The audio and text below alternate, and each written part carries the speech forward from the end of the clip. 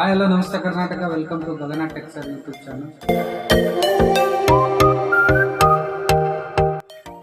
ಇಂದಿನ ವಿಡಿಯೋದಲ್ಲಿ ನಿಮಗೆ ನಮ್ಮ ಸ್ಟೋರ್ ಲೊಕೇಶನ್ ತೋರಿಸಿದ್ದೀವಿ.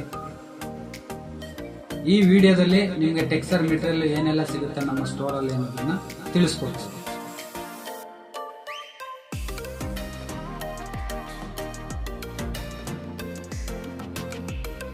ನಾವು bubbles and roller texture material ಇದೆ.